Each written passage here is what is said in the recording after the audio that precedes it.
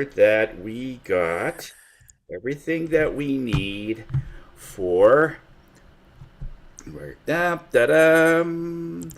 think we got it. We got it. Oh, here we go. Here we go. Okay. Nice shirt, Tony. Yeah, you like that, eh? Yeah, I got it from an incredible, lovely mechanic. Lovely. How lovely. Okay. Hi, everybody. Welcome to another edition of the South End of Phoenix. We meet every Thursday. We've been doing this for about 10 years now. And being online and trying to help each other in some way, even if we can just to start your morning. We've already had a number of pretty cool things happen this morning, and if this doesn't make your morning, it's hard to find out what will. The idea is to start your day with that mindset that everything is possible, everything can be done, and it's one thing at a time. Remember, you're not what you do; it's what you are. That's what people are attracted to businesses about. The businesses that just want to do so much, but then they get overwhelmed, all of a sudden their service drops dramatically. But the ones that, this is who I am. They don't look at the clock. They don't look at how many people that they've had to service or anything. It's just they do what they do on a regular basis, and that's really what the essence of Phoenix is being able to meet like this so that we could share and being able to look at what's really important. We're going to have an education later with our incredible Kelly Harrigan, and we're going to have a little bit of a industry checkup with Carl Richards. So he'll tell us a little bit about his industry and how it has shifted. So stay tuned. Those that are on Facebook Live, LinkedIn Live, and YouTube, hope this will make your day in some way. So we're just going to move over to our website just to give you just a quick update as to how we are doing. It's always good to be able to look at the different ways that we are exuding ourselves out there, okay? And our member of the week is Jacqueline Richards. She's our mortgage consultant and mortgage go-to for our group in the Wednesday group, and there's her e-card, and there is her video. Okay, a little bit about what she does. We have 4 chapters, 4 different times where we meet, and we are Monday, Wednesday, and of course today. Anytime your either computer needs to be updated and you've lost the Zoom link is embedded in these red buttons. So just simply, if you want to come in, you have a business, you want to show really what you do and how you make a difference, how you change people's lives, come and see us. You can come in several times, and that will you see if this is some kind of a good marketing tip for you or a good marketing direction for you. And our after hours group, we meet once a month, and this brings the stress way down if you cannot meet with a networking group in the mornings. Usually when we're dropping off kids and we're doing other things and it just can't work, this once a month is great in the evening at 7. Our next one for our after hours is May the 26th. That's usually the last Tuesday of the month, okay? We meet at 7 p.m. and it's more of a mastermind group where we all get together, all right? And here's all the other event announcements that we have. We have some member events itself. But overall, we have the Canada Growth Network, which is headed up by Bernie Fransgrote and Percy Barr there. East Trade Winds is also Bernie. He gets involved with that. The East is meeting next week at Hive on Wednesdays. Now, overall, next week is our long weekend. That's the Victoria Day, and most of our groups are taking just some time off. But the Wednesday we're opening up because we are on Zoom, and if you do have the time, you can meet with us at Hive. It's at what's the address again? There, Bernie. I think it's 1745 Courtyard or something, or Courtwood. 1745 Courtwood. Courtwood. There you go. Hey, I knew. I just felt it. The South Group, we're meeting about a week after or so. and just getting together there a couple of weeks. It's the last Thursday of the month there. And if you want to look at any of our members, if you're in a lineup of a supermarket and somebody says that they have some they looking for a service, whether it's an accountant or whether it's an IT person or a real estate person, financial, whatever it is, all of our members are here in this QR directory. Basically, on your phone, you just open up to this basic page. You could make the QR a little larger on your phone with the diagonal swipe, and then you could share that with another person. How easy is that? The great thing is that we have all of the cards, or the electronic business cards, that every one of our members get for Phoenix, and then this way you can share it with another person. So it's a great way to be able to do that. As far as our businesses go, we have 24,000, and that's really low for this year, but things are amping up. We're waiting for Kelly to sell a couple of homes, so really boost that a lot. And then couple more. referrals have been over 5 million that we've passed over the last 10 years in terms of shared business. And it works out to over 8,000 referrals over the last 10 years. So it's been great that way. If you want to know more information about Phoenix, there's our QR. You can scan that, go a little bit there. If you want some more information, just either reply or you could go to info@pbex.ca. Okay, we're not only a business that exchanges business, but we're also heavily involved with charities, local charities, and so on. And there's a list of the past charities that we've been involved in. And this year we're still working with the Canada Food Cupboard to raise some funds for them. Last year, I believe it was something like $8,000 or $9,000 collectively that we've managed to help that particular charity. So it feeds people that are having a hard time making ends meet. It's almost 1,000 families that they support every month, and we're happy to stand behind that. Okay, we do it. Excuse me, in so many different ways. So let's get right into our education. We're always hungry for something that we could learn about our business to just be able to become more effective. And Kelly, take it away. Thank you, Tony. That was a lovely introduction to the entire network. I loved it. Thank you. So very briefly, I just wanted to address one of the barriers that we face as business professionals. And one of those barriers is the barrier of perceived rejection. Oftentimes, whenever we approach a potential client, we think that them not responding is akin to being rejected.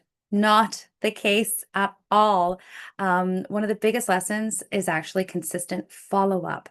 So if we approach a client, we don't hear from them, that's okay. Let's follow up. Let's do that again. Let's get it in our minds that statistically, the average number of times you'll hear back from a client after following up from them is between 5 and 10 times, which goes against our mild-mannered nature as Canadians and business, people we don't want to harass, we don't want to bother. There are laws. If it's done right, if it's done correctly, it's all about the follow-up. So the reality is a no is not necessarily a no. A no is sometimes just the timing isn't right for me yet, or I'm still considering other options. The follow-up is sending our clients, our future clients, and our new business potential clients a really clear message. We're not about pressure. We're just building the relationship. We're continuing to follow up. We're checking in.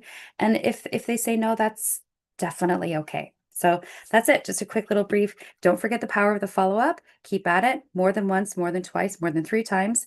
Let's think more, closer to 10 times, and that'll get us there. Thank you very much, Kelly. It is so true. The follow up is so important. You need a good CRM, and Phoenix does have a good CRM that you can help follow your clients up. In some way, you got to have some system to be able to tap into the people that already have done business with you. It's not always coming up with something new, a new client or a new connection, or all the leads that you could get. You've got it already. You've just got to re-look at some of the people that have done business, and inevitably, like Kelly had sort of hinted, they said, "Oh yeah, I was thinking about you and like to get together." I guarantee that after 10, for every 10 people, you're going to get a couple that'll want to reconnect in some way. So those are pretty good averages of the resources you already have, and that doesn't cost very much. All right, so let's get into our introductions. Let's start with Q. What's happening, Q? Thank you, Tony. Good morning, everyone. My name is Q. I'm your go-to insurance and investment lady of the group.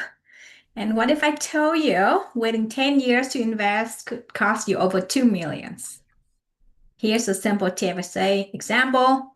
A 20 years old invests 7,000 a year, or about 550 per month, earning an average of 10% return. By age 60, they could have over 3.2 millions. If they wait until age 30 to start investing the exact same amount, they may only end up with about 1.2 millions. That's a 2 millions difference creating by one thing, which is time.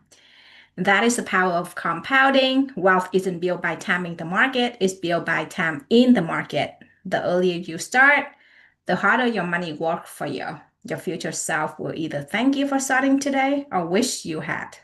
If you want to learn how to start investing simply and confidently, send me a message. Q from Wealth Financial Group, providing you with financial peace of mind when you need it most.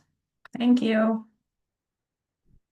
Thank you, Q. Any BAMs, referrals, any connections? No BAM this week for me. Okay, Q. And over to Kelly. Yay! Hello again, everyone. My name is Kelly Harrigan. I'm a realtor. I work in the Ottawa and Toronto markets and everywhere in between. And my strategy and my approach is very strategy driven, data driven, and relationship focused. When I say I'm very data driven, I've heard from my clients that sometimes the spreadsheets and comparables and charts that I produce for them are like Stephen Hawking level, which helps. It's information to help them make the best decisions for themselves in their current situation. One of the things that really sets me apart is this strong market knowledge and really great negotiating skills. Before real estate, I worked as a flight attendant, which taught me a lot about staying calm under pressure, communicating complex situations and how to manage them. So they were very transferable skills. So yes, I'm currently transacting in Ottawa. Most of my business is in Ottawa at the moment. And yeah, I've got a couple of active buyers. No BAMs this week, but Q, I might be reaching out to you because you'd mentioned that you work in insurance. Is that correct? Very good. So I might have an insurance need for a one-day event. So we can probably chat offline. I would love to connect. Sure. Thanks, Q. That's it for me. I'm gonna post my contact card, reach out. No question is a silly question. I'm very open, very transparent. Even if it's just a general inquiry about a friend, reach out. Knowledge is power and knowledge is confidence. And let's help you feel confident about your real estate decisions. Okay, and just as a reminder to our members, we are also broadcasting on LinkedIn Live. So if you want to go there, I think Bernie has a link for that. Just go there and just say a few words, and it just expands your exposure there, and that's great. And over to Kat. Hi, everyone. So I wanted to share with you a great community event that Tony is involved in because Tony doesn't share this himself. So on Saturday, May the 16th, there's a charity poker run, which is going to be running in Renfrew, and it's supporting the Royal Canadian Legion veterans and their families. It's going to be a fun day bringing together riders, local businesses, along with the community, and it's all supporting an important cause. There's going to be 50-50 draws, breakfasts and lunches by donation, lots of community spirit throughout the day. It's going to be from 10 till 3 p.m. So it doesn't matter whether you ride, there's loads of ways that you can support your local community. You can sponsor, donate, come and cheer everybody on, just be there and wave to Tony on his magical motorbike. So go and check him out, support the Canadian Legion where you can, and enjoy the rest of your Thursday. Thanks, Tony. Thank you very much, Kat. This is where you have a professional that takes care of all your business and social media needs. I love you, Kat. That's awesome. Okay, okay, over to Sam. Thanks, Tony. Good morning, everyone. Sam Sturs, connectedcars.ca. My contact information is in the chat. I've given my tagline for the love of cars. I enjoy working on cars, even at my age. Believe it or not, it's a passion of mine, and I grew up in the 60s and 70s when cars were kind of a big thing, and I enjoyed having one and working on them, and I still do to this day. Dash cameras is what my main thing is, but I also do minor repairs, oil changes, brake jobs. I'm doing a brake job and a lower ball joint on my accountant's vehicle tomorrow. But this time of year, I'm accepting appointments for car cleaning.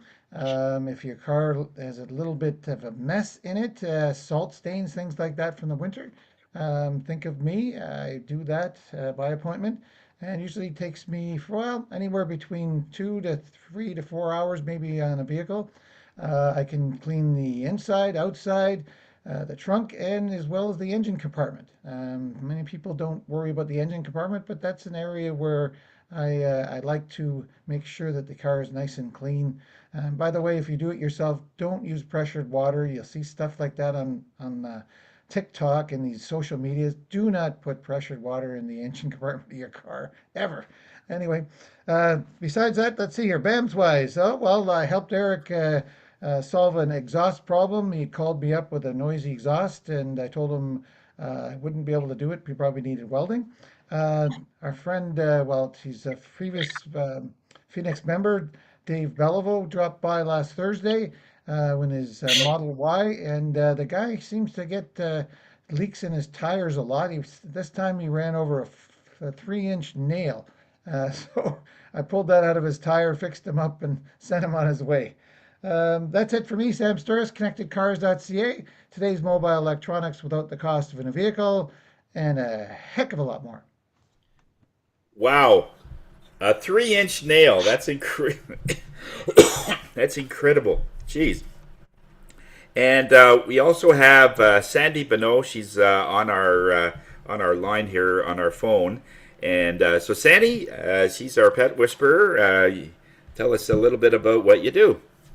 Great. Good morning, all. I'm Sandy, founder of Canine Touch and Tell. And the reason for my business being called Canine Touch and Tell is because I'm visually impaired, and everything I touch always tells me a story, whether good or bad. Mostly good. So therefore, I create a deeper bond between pet owners and their pets through canine massage, energy work, which includes essential oils and crystals, as well as nutrition, because nutrition and medicine come from the same source, believe it or not. And as well, I work on core strengthening for both humans and animals, because we both have the same system, if you believe it or not. Over the last 30-some years, I've helped people with my expertise and skills to create a deeper bond and make a positive change for pet owners and their pets. Sandy Benoit, Canine Touch and Tell, 613-762-8869. Thanks. You know, it's amazing what Sandy can do, even though her vision is the way it is that she needs help with everything. But she used to do also door-to-door things. She used to get into the car for somebody and actually go to someone's house. It's just amazing what she's done. Now people can come to her, and she has everything right in her own home. So it's awesome. Thanks a lot, Sandy. I know you and I have chatted you have a BAM with me. That's and right. We're working on some new stuff for you. She has a podcast that I'm working on for her, for a lady in Italy. So we'll get some more information on that. So as well, I'd like to connect with Sue. I think it was Sue that did a presentation last week or so. Susan McGarry? Yes. Okay. All right. Okay. Mark that down. Awesome. And over to Bernie. Thank you. Hey, Bern. What do you do, bud?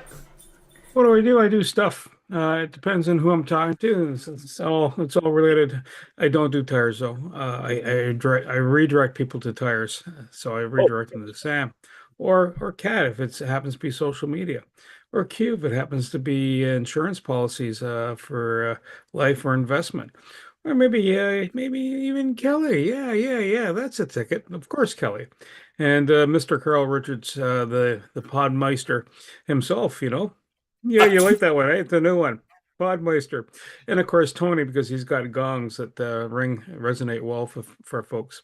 So that's kind of the nature of the beast. I just gave you a short example of the intros that I'll do, but in a good fitting scenario. A lot of the stuff that's going on right now, if you go to the Knack for Business blog page, it's blog.knack4, the number 4, business.com. You'll see what's going on. The people that have spoken at East Trade Winds, Canada Growth Network, or even the most recent guests on the Knack for Business podcast. It's got a fair bit of activity. You'll also see the people that are coming up for speakers at East Trade Winds and Canada Growth Network. They're, by the way, Canada Growth Network next Monday, not active. You can show up, but it'll be lonely. I don't have the same music player that's in the back end that Tony does for the Zoom. So yeah, it'd be silence, moments of silence. Anyhow, do that as a meditation time. Over to you, Tony. All right. Thanks a lot, Bernie. Awesome. Yeah. I'm Tony Jennis. I'm a spirit, basically a spirit coach. It's just anything to do with energy at all. If you are either in business and you want to look at another perspective on top of the research that you've done and everything else that's human, to see what spirit's version would be, or whatever else that you want to sort of flow into. It's getting more calls about just people not only in personal, but the personal sort of flows into whatever they want to do in business. If your personal life is all over the place, your business isn't far from that. So you have to have that balance and that sense of stability in with all of this. Well, one of the things that kicks it off is our devices. Our phones, iPads, computers, especially multiple computers. Some people will have 2 or 3 screens in front of them, all of them giving off a certain level of EMFs, including your cordless mouse, your cordless phone, and anything else that's cordless. And everything in our home seems to be remote control. I believe it or not, I saw this. There's this radio that you can install in your car, and it has a remote control. A remote control car radio. I've never heard of that. All you have to do is just put your hand at, and there's a remote control for it, which might be more distracting than the knob itself. But anyway, but all these things give out an energy that disrupts our auric field. Your auric field, most of them, if you have a really good and powerful mindset, has had anywhere from 6 feet to 20 feet away that you can start picking things up. This is where you feel, excuse me, you feel somebody coming into the room, and yet their body hasn't come in there yet. Oh, there's something. I get the same feeling just before the Amazon driver comes and drops something off. I just feel that there's something at the door, and lo and behold, there's something there, and so it's awesome. But yeah, so whenever you have that kind of thing, there's a crystal called shungite. This crystal it takes out about almost 100% of the EMFs that come in right into your body, and by wearing it as a bracelet, you're not affected by it. It's just like a sponge holding all that EMF, and you don't have to clear it. There's nothing to do on top of it. It's like self-cleaning. It's like soap. You don't have to clean soap. Soap is soap. And so it's a wonderful thing that way to keep your energy strong. Also, you're not going to be tired at 2 o'clock in the afternoon if you've been working with all of these, especially if you have a router behind you, which I do downstairs. Now I'm upstairs, and it's a little bit more. It's not as much equipment that I have up here. It's just 1 or 2 things. But yeah, if you're feeling tired, give me a call, and we can set you up either with a stone or a bracelet, if you have a lot of things going on. You probably don't need much if it's just a phone and here and there. But definitely, just as a quick segue, if you have your phone by your bedside table, 2 feet from your head, you need to move that. And it's a real no-no to have it charging while it's on the stand that close to you. 900 times per second, that thing is flaring, trying to connect to the tower, and your head is right there. So there's no wonder why you're not sleeping. You're usually tired the same time as you get up. So when you put your phone at least 8 feet away, in another room is better, but I do respect the fact that some people will use their phone to wake up. They do that. So that's okay. Just keep it. That way you're forced to actually get up rather than hit the snooze, right? So this way you're up as it is. So yeah, for these and other things regarding energy, regarding a reading, or just to get yourself balanced, give me a call. I'm all over the place. I have a podcast which Carl is going to be talking about his industry a little bit. And that's where we give more of our members an opportunity to talk about their industry. Okay, so we're going to give Carl a chance. And I'm going to sign off. I've got some I-haves, continuing business with Eric Senego, another order for Susan McGarry, and I went to Bernie's East Trade Winds. They're Tuesday. So it was always a pleasure to go to Bernie's thing. Anything he touches, it's like turns to gold. His podcast is over 500,000 downloads. Wonderful. I know you work so hard for that, buddy. And you so deserve that, and you're going to get to 1 million in no time. So that takes care of me, and we're here to raise your spirits. So Carl, take it away, sir. Dazzle us. All right. Thank you, Tony. It's been a while since I've been in the weekly Phoenix meeting, so it's certainly nice to be here. How much time do I have, Tony? 12, 13 minutes, something like that? Is there a timer? I can't even remember. 2 minutes? Sam, I can do it in 2 minutes. You know that, brother. I'll give you a little bit of the backstory because I see a few faces that I either don't remember or it's just been so long. So they say you haven't made it in radio till you've been fired at least once. I was fired twice. I spent 25 years in the broadcast industry. I loved my career between radio gigs around 2010. I started a part-time business as a speaker trainer. Some of you I know have taken advantage of that over the years. That's when I was firstly exposed to podcasting, not even knowing what podcasting was. And I remember saying in those early days, what's a podcast? It took a few years to figure out what it actually was. And around 2017, I actually started to conceptualize my own podcast. And by 2019, I had a podcast. During the pandemic is when my career decided to shift from being in broadcasting to being full-time in business. The problem was there were no live stages, so helping people in the virtual space just made sense because we couldn't go out and play. Remember those days you couldn't go out and play? Sam's nodding his head. Yes, I remember. So what we did was we helped people create and launch their own podcasts. Gave them a lot of training. Bernie, Tony, other members of Phoenix were part of that early inception of the podcast agency. And then we shifted to doing a lot of done-for-you services because the one thing that podcasting is it is a commitment. Just ask Bernie, who does 17 shows a day or something like that. So, but it definitely is a commitment. But I do want to give you just a quick overview of what's going on in the industry and point this conversation in a direction of something that I think will be of huge value for you. Number one, podcasting isn't going away. A lot of people think, oh, it's a fad, right? And I remember having that discussion back around 2017, 2018.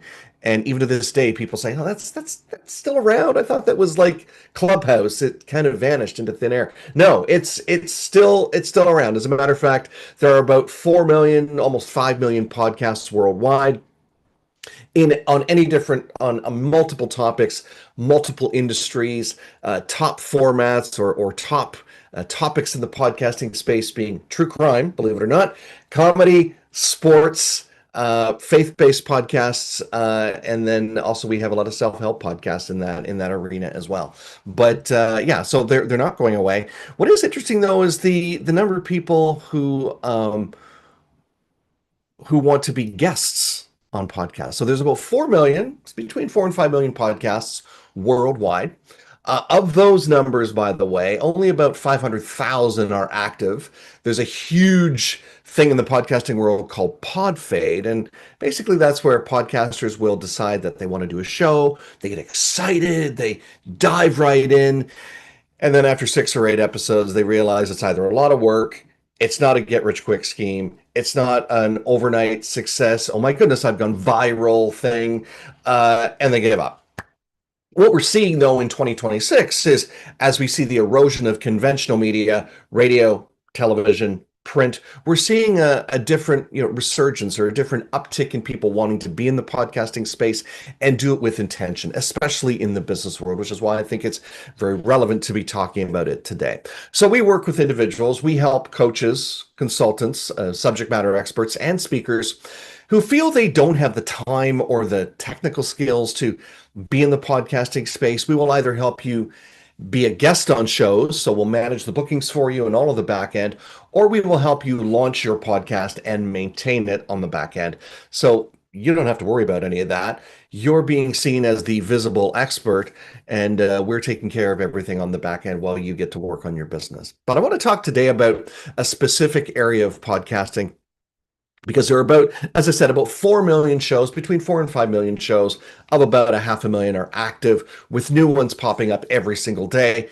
But what we have is an interesting statistic of about 100 million people, and that number keeps going up every day. So don't ask me for the total today, because I haven't checked the stats board. I'm kidding. There isn't one. But if there were, we'd see it's still around 1 million people, 100 million people who want to be guests on podcasts. So what I want to share with you today is a strategy or a way to get into the podcasting space and strategically leverage it so you can embrace podcasting, allow yourself to jump in and not feel the pressure. A lot of people feel the pressure, especially if they're working with a coach or they see what other people are doing with their podcast. There's this pressure to, should I start my own show? My coach is saying, start your own show. You don't have to, but what you can do is you can leverage and be a guest on shows. So let me just quickly share my screen. I want to walk through something quickly for you here. Oh, let me hit that button too. So I want to talk about getting on. This is actually a presentation I've done several times. It's either for podcasting or speaking gigs. We're talking specifically about podcasting today. So if podcasting is something you want to check out from a guesting perspective, the first thing you have to do, the Spirit Guide would probably tell you this as well, is you have to set the intention, right? You have to make it your plan. If you just say, I'd love to be guests on podcasts and do nothing else for the year, guess what? You probably will not be on podcasts, right? So you have to make that decision, make it your intention, and then set a plan in motion to make that happen. Decide how many that you want to do. If you decide that you want to do 1 per month, great goal. 2 per month, also a great goal. 1 per week, also a fantastic goal. But what is it that you would like to accomplish? What's your goal that you want to bring forward? Is it to just promote your business, which is fine. There's nothing wrong with that. Have you written a book recently and you want to get the word out about that? Do you have intellectual property? Do you have another podcast? For example, Bernie has another podcast. He can talk about, knack for business. He can talk about other elements of what he does in his business as a synergy architect and all of those other things. So what is it that you want to do and how many do you want to do per month, per week, etc.? Where do you want to guest on podcasts? Now, these are virtual, but are you looking for more geographically? Are you thinking you want to only be on podcasts in Canada? Does it matter in your industry if you can speak on podcasts in Canada and the US? Sam, I know you have a very specific industry. Great to be on local podcasts. Not sure how many are automotive related in the Ottawa area, but you know what? Cars are pretty universal, especially across Canada and the US. So would it be beneficial, just as an example, for Sam to leverage his expertise and what he's done in the many years he's been in the auto industry to be on podcasts of various natures across, say, for example, Canada and the US? Because he would still get a lot of great traction from that. What types of podcasts do you want to be on? Are they business related? Are they passion project related? I mean, we heard earlier today, Tony has a passion project or a ride that he's doing. Now, that's not something he does all the time, but if he had a passion project or a specific event that he wanted to highlight, well, maybe that would be one that he would definitely want to. For example, Tony does monthly sound baths. That's one that would be a phenomenal one to talk on, or at least put some information out there about that. Time of day you want to speak, or time of day you want to be on podcasts. Very important, especially if you're looking at a global market, because you know what? I've been on podcasts that are, sometimes the host is recording at 6 o'clock at night or 9 o'clock at night. It depends on where, but definitely decide, when do you want to do this? Is it something that you can fit into your schedule anytime, or do you want to say, no, you know what, during my workday or even weekends only, that's when I want to do it. Okay. Topics become very important as well. What topics can you speak on? Now, obviously, I'm hoping you can speak on your business topics. Are there other topics or related topics? So Tony could talk about tuning forks and different aspects of being the spirit guide, but he also, as I mentioned, does sound baths. So what topics does Tony, by way of example, want to cover, or are there various ones? And we find when we work with clients in this area that there's usually 3 or 4 topics, sometimes 5, that we can help people really, and they're all usually related, but sometimes they're not. Sometimes it's, here's my business and here's a passion project topic I can speak about as well. Also, what are some questions that you might want to come ready with if the host for when the host asks you? So what are some of the questions that you naturally would get asked about your industry? I have about 5 or 6. I've stretched it to 10 where I've needed to, but there's usually a handful of questions that I'm ready to ask pretty much if anyone wants to have me on their show talking about podcasting. Always track what you're doing. Set up a tracking sheet. I've got a sample of one actually that we've worked with a client. So you know, have you been on this show? Especially if you really dive deep into this, so you can know, have I reached out to that person yet? As you dive a little deeper into the podcasting space and you're guesting with intention, you might have a list of 30, 40, 50, 100 shows you want to be on. Hard to keep it up here in your noodle. At least it is for me. So set up a tracking sheet so you can follow along when your recording was, has that been released yet, and stuff like that. And I'll give you a quick sample of that momentarily. Here's one. Ask for help. If you need help with this, ask, how do I get on shows? Make it your intention. Ask in your Phoenix meetings. You know what? I'd really love to be on podcasts. So if you know anyone who's looking for guests for their podcast, Bernie's always looking for guests, by the way, just ask. If you know anybody, love to have that introduction. Okay. Networks, colleagues, social media, love to be on podcasts. Who do you know who's looking for a good guest? And don't hesitate to ask me as well, of course. I guess I'd be considered a colleague. Internet searches. That's the old-fashioned way of doing it. The internet searches, but I still put it out there because quite often we'll first go to Google.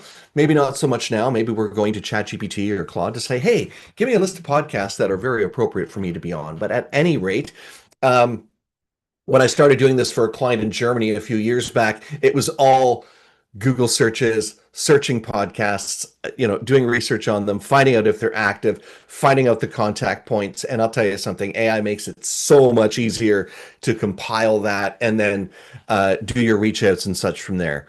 Unless, of course, you're working with an agency like ours, in which case, as I said, we take care of all that back end work for you. But inner searches will help you find the podcast that you want to be on.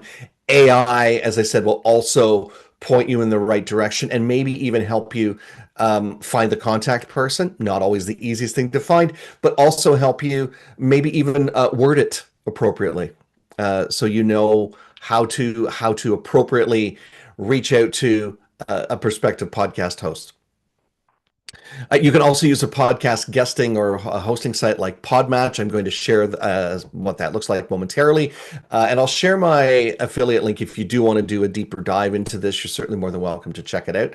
But definitely it does help to organize your searches. I like Podmatch because there are a lot of podcast guesting and hosting sites out there. What I like about Podmatch is they're really big on community standards and ethics. So no funny business. If you don't show up for your interviews, it gets flagged.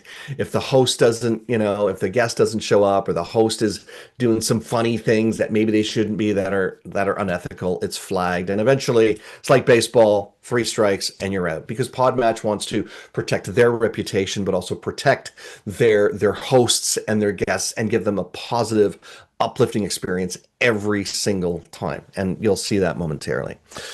Submit any podcast applications, CFPs, by the way, for the speaker world. Call for papers, but a lot of hosts will have a sheet you need to fill out ahead of time with some pertinent information, like your bio, your headshot, your social media links, anything else about you, and also prep you for the interview when you are going on the show. Big thing, of course, with all of this is follow up. After your interview, I always like to do this. I like to follow up with my guest. I like to follow up if I've been a guest on shows. I like to follow up with my host, even just to say, hey, thanks. I really appreciated being on your show. Let me know when it goes live. And the other part of the follow-up, by the way, is if you feel that there's been this synergy created, you feel, in your gut, Tony knows this, in your gut, where you just feel like there's something more than just this transactional interview, helping each other out in that area, there's an opportunity to follow up. Maybe there's a joint venture thing happening. Maybe it's a prospective client. Maybe it's a great colleague to have in your Rolodex for just bouncing ideas off of. Maybe it's a referral or an introduction partner. So definitely make sure you follow up for whatever reason after you've done that. Okay? Any questions about that? All right, I want to quickly show you a sample of a tracking sheet, and then I'll quickly show you Podmatch, and then answer any questions you might have. All right, so here's a sample for Cam, by the way.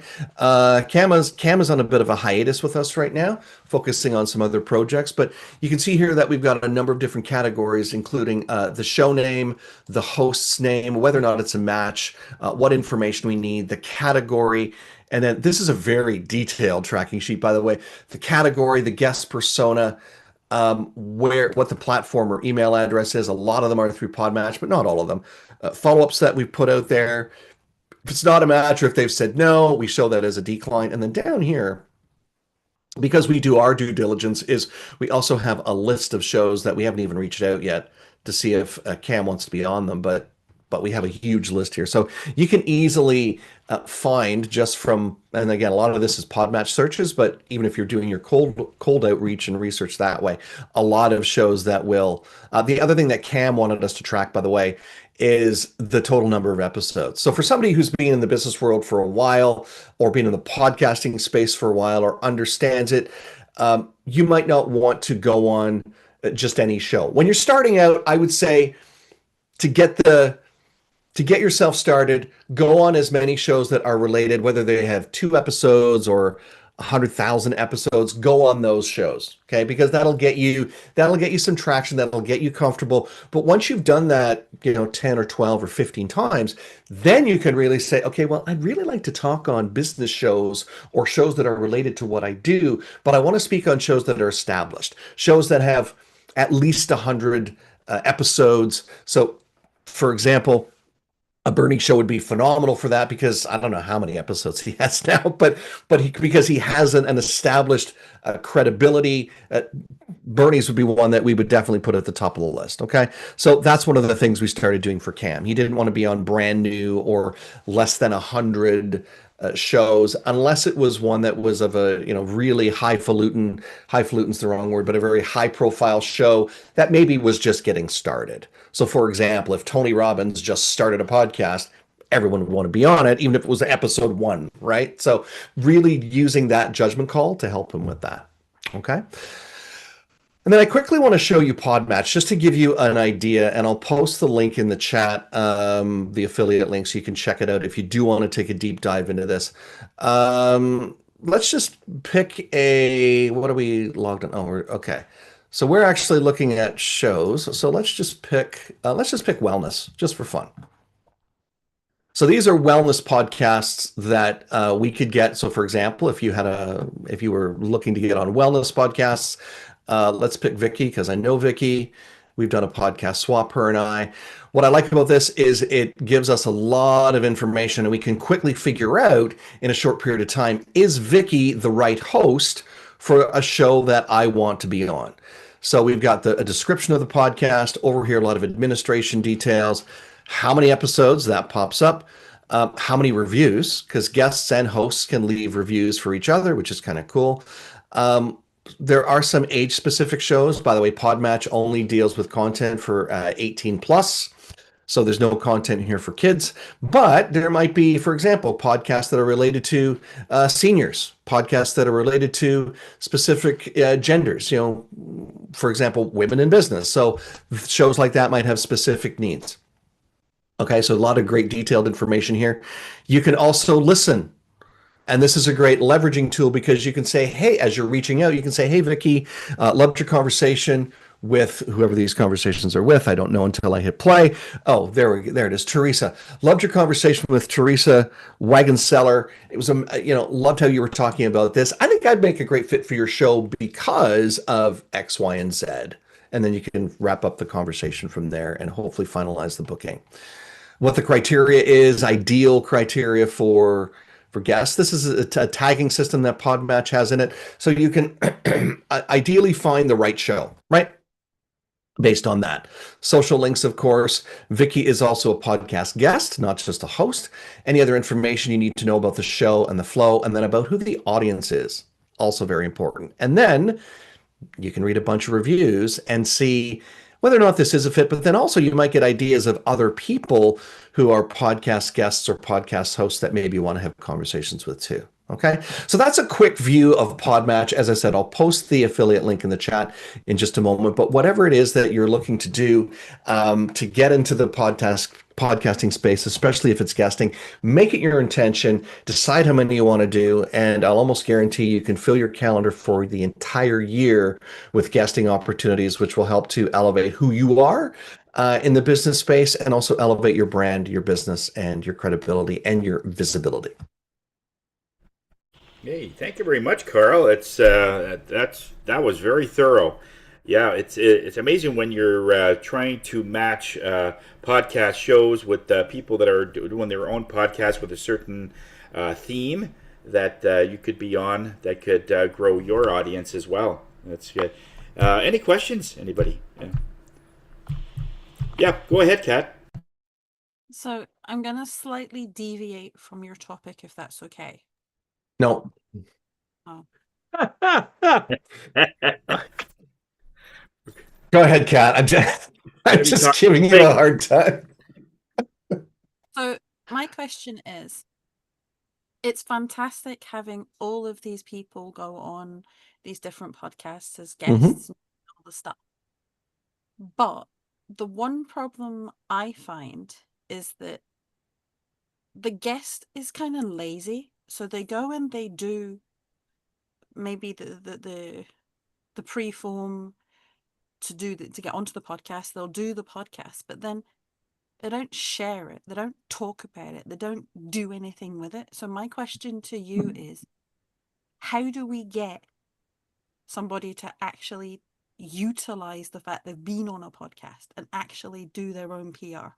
That's a really good question. Part of that is communication from the host, because as much as you share there are lazy guests, there are a ton of lazy hosts. Okay, not Bernie. Bernie's extremely thorough with his processes, but there are a lot of hosts out there that'll literally record your interview, post it, not tell you it's been posted. Okay, so it goes both ways. So that's why I like to build that relationship. I usually will take a couple of minutes after my recording. I'll say, hey, thank you so much for your time, having a conversation. You know what? This is going to launch in the next 3 weeks, 4 weeks, whatever it is. When it goes live, I will send you the link, the graphic, the audiogram, any other promotional tools. I'll also make sure we're connected on socials. And just so when it does go live that I can tag you so you can like, share, repost, whatever. And honestly, since I've started being very intentional about that, Kat, it hasn't completely, the problem you're indicating hasn't completely gone away, but it's dropped substantially because I've been very intentional about what I want. But So if you're a you're lazy guest, not you personally, but if a guest is lazy and a host is lazy, great combination. You can couch potato it together and get no results. But when a host is very, and I've had some very intentional hosts scold me almost for not having things to them on time a week before a show is supposed to be recorded. And I'm like, holy crap, like it's not for 7 days. But hey, that is a very intentional host. So I think it starts with the host, and if it's a positive experience, then it should carry through to the guest as well. Is what it I'm perfect? hearing, Absolutely not. But you'll get that with any industry, any, you know.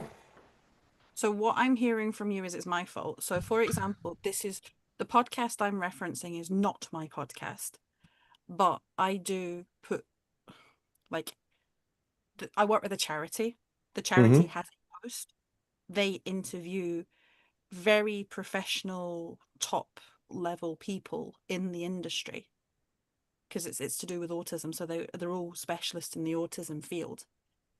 But what happens is I reach out to them and I go, hey, here's all the edited video content, here's all your graphics, here's some stuff you can share on social, actual proper social content written for their audience. Mhm. And I'm tagging and connecting where I can. Yep. But most of the guests, they're not interested in doing anything with it. And I go, well, what's the point in you being a big wig in your field? Because we're trying to build an audience. So to build an audience for a brand Sure. new podcast, you Sure. kind of the guests to be involved, and they're not. That's So not your fault. That's not your fault. I think that one of the things too that I've seen recently, well, not recently, but in the last few years, is hosts being very intentional about saying, almost putting it into a form, saying, "Yes, I agree to share this episode and tag it and all of that stuff when it's live." So they actually, it's still, you can't force people to do it. And again, you're talking, Kat, about something that is, it's not you. It just happens. I've had some fairly top-notch people on my show. Don't like, don't share, don't tag, don't whatever. So Well, I mean, don't think it's you. because I got one, I posted an episode last week and got a response from the guest, and I thought this was hysterical. Oh, yeah, thanks for sharing this episode with me. I'm really looking forward to listening to my episode. However, I'm taking a break from social media, so I won't be sharing it. And I was like, I mean, thanks. I don't know what to say, Kat. Like but if you're providing all the tools that they could need, and again, I have done this, that's not necessarily going to happen. Bernie, I mean, you've probably had it happen where guests don't like and share and repost. And what do? Do you throw your hands up in the air? No, you just keep going. So, but I think there's a positive intention that I think if you put that forward, that I think that's the big mindset for. I know we're at 9 o'clock, and I apologize for still talking. But the big shift for me was changing my mindset rather than saying, "Oh, guests don't share."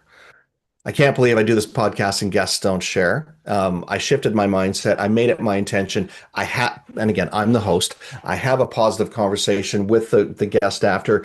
I build a rapport. In some cases, I'm having a follow-up conversation with them as well because I want to get into their ecosystem. I want to learn more about what they do. I want to build a relationship with them outside of the show.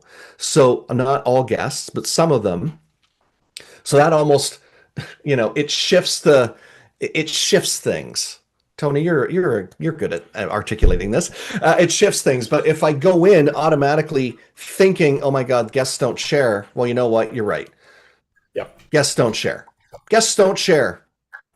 Yeah, good You're point. right. They don't. But if you say, you know what, I have a lot of guests that I've had guests follow up with me and say, "Carl, where's the podcast episode we recorded 3 months ago? I don't know where it is." I'm like, "Oh shoot, we haven't got it out yet." So flip the script. That would be my suggestion here. And then I would say you're doing the right things post show.